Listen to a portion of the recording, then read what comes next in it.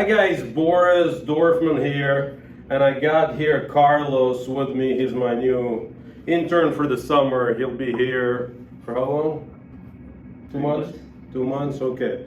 And I got something really mind-boggling for all you 18-year-olds out there. It may be mind-boggling for a lot of adults, but it's the simplest concept that the sooner you learn it, the better off financially you will be. It's called compounding, power of compounding interest. Did you learn this in school? Yeah. So you know what? So you know how compounding works. Mm-hmm. Which class? Algebra 2. Okay, so there goes my whole episode because I wanted to rant about shittiness of public education here, but we'll try to dig a little bit deeper into our public education. But by the way, Carlos is a valedictorian. Am I pronouncing it right? Yeah. How you say it? Valedictorian. Valedictorian. You see, so he's not your regular high school kid. So this is a future doctor. Hopefully, if I don't take him off that path with my financial nonsense. But so power of compounding. What did they teach you? What's the basic premise? If you leave the money you get from your interest, that'll add on more interest and you get more money. So basically, what power of compounding is, you make an interest on interest. You invest $1 at 5%, at 8%. At the end of the year, it's $8. Year 2, you start earning interest on $8. Okay, we're gonna illustrate it. Things like that, like they need to be illustrated on paper so you can see how it actually works in real life. Did they talk about financial markets? No. Okay. Credit cards? Yeah. Okay, so they do teach some financial literacy in schools now. Okay, great. They do, right? Mm-hmm. Okay. You had guest speaker? Which school did you go to? SOSIS. What is it? There's an economics class, yeah. It's a good school? Yeah. One semester economy, 1 semester politics. Okay, so I think I found a future tutor for my kid. So public schools are getting there. Okay, I'm gonna have a separate conversation. I'm curious because I have a 1.5-year-old. Okay, so let's do a real life situation. So Carlos is 17 years old. Okay, he'll turn 18 sometime. Okay, so figure this year, and you have never invested anything. Nope. Okay, so Carlos has 0 savings, 0 investments, and he's gonna rack up a huge medical school bill in the next 10 years. Okay, but figure you're gonna go to school for what, 6, 10? Yeah, around there. Okay, so let's call it 10 years, right? 28 school loans. I'm 43 years old, so we're almost same age. But let's think retirement. Let's pick one material thing that you really want, not now when you finish school. Car or motorcycle. I don't know, something. House.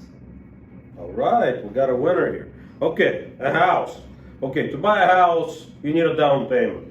The bank will finance the rest. Which neighborhood? You don't know yet. Okay, let's call it a $1 million house. Sure. Okay. Let's call it $1.5 million because of the inflation. Okay, $1.5 million, 20% down payment. Okay, so you need $300,000. So figure you're going to be 28 years old. How old do you want to be to get to that house? As young as possible. Okay, as young as possible. Okay, so you're gonna make probably what, $2,500 in this part-time 2 months thing? Maybe. Within this company. Okay, so let's say Carlos makes $2,500. His mom is gonna give him another $1,000. Okay, he's gonna start his house down payment account with $3,500. Okay, and figure while you're in school, you can stop by here a couple of times a month. Maybe make another couple of $100. Let's make it $250 a month. You're gonna set aside. Okay, so Carlos wants a house. Okay, so we got somebody that doesn't want a Ferrari, or you do? Not really. I'd rather Not have yet. a house. I'm Yeah, maybe. saying, well, it's okay to have both, but you got your priorities straight. So, okay, I did a quick spreadsheet, and we're gonna change some numbers over here.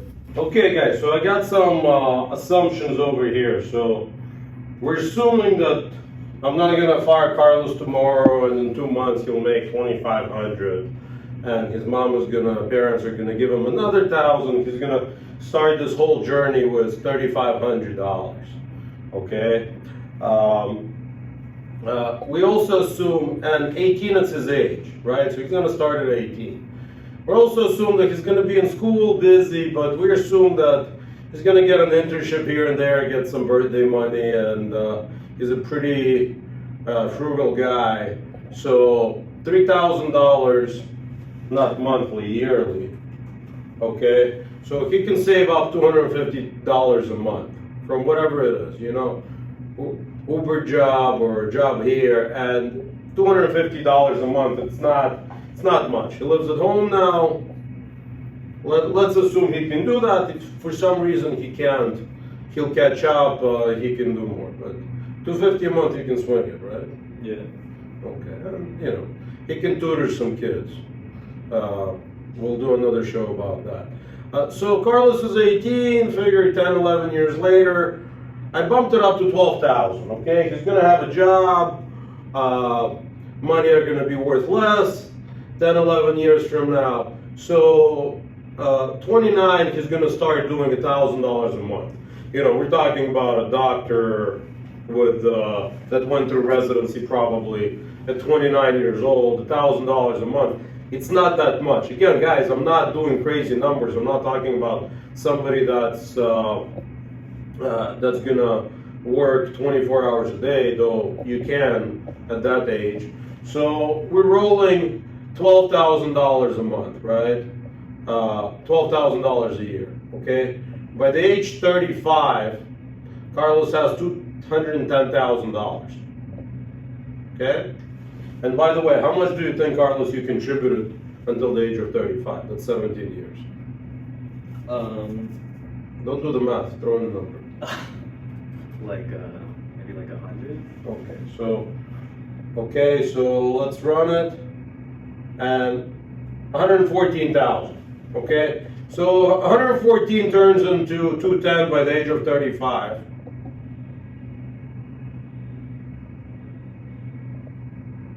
By the way, $1.5 million house. You need $300,000 down payment, 20%. By the age of 38, you'll have it based on my formula. Don't forget, you'll be making money. You know, by 38, you should be making $1 million a year. If you don't even call it. You know, that's that's doctor with 10 years experience, inflation. Okay, so you're 300,000 in. Well, you're in 150,000. Okay, and you put in 150,000 by the age of 38. You have 300,000. Okay. What do you think happens in 10 years when you contribute another 120? I'm not changing formula. You're making a lot of money. You say, fuck it, I'm just $12,000 a year, $1,000 a month. We can play with this formula adjusted by 10% a year. How much do you have by the age of 48? Maybe double. Okay, so by the age of 48, you have 300, so it's almost triple, 849. Same 12,000. Okay, figure you got your house, you put your down payment, you bought your Ferrari. By the age of 48, you never touch this. You're gonna roll it forward until you retire, okay? 18 plus 50, 68 years old, okay? But let's say you wanna retire early, 58. How much do you have at 58? Maybe quadruple? Quadruple, okay? Do the math for me. You're not gonna get quadruple. In 10 years? Not from that, but let's see. 58, yeah, so it's almost, it's triple again. You got $2 million by the age of 58. you're still, 40 years from now, you're doing like $1,000 is going to be like $5 today. Okay, so this formula will be adjusted. Okay, you roll it until 68. 50 years from now, how much do you have? Probably double of the $4.5 million. Okay, let's change the numbers. Let's say, you graduate 29, you have 10 years of experience, you buy your house here, you have a high salary, you're gonna contribute $24,000. You're gonna contribute $2,000 a month. Okay, and you're gonna up that by 10% a year.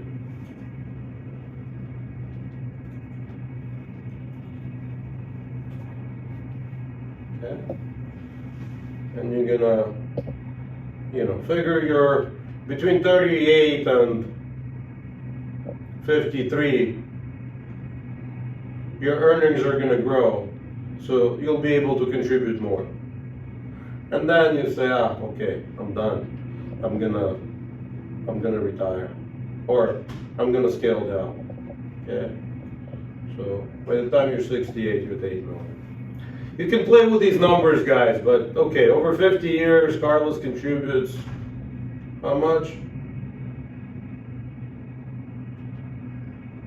Plus initial 3,500, so you put in about $1 million, 1.2. Okay, unit for $8 million. Okay, it gets a little bit more interesting if you start compounding monthly, not yearly. Our formula states 3,000 a year, but if you start compounding monthly at 250, you're gonna get there much sooner. Okay, go to lbccapital.com. There's a couple of financial calculators. Call me, I'll get you the formulas. But the sooner you start, the more you'll have. And this is what compounding is, and it can do wonders over the years. And these are the money that are going to be $250 a month are going to be spent on junk food and things that you don't need anyways. You're in college, your parents are paying for it.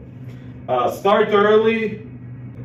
Yeah, start early. Learn about power of compounding, and not all is lost with our better public schools. They do teach financial literacy, and they do teach about credit and things like that. So thank you guys. Learn power of compounding, and I'll see you guys next time. So subscribe down below.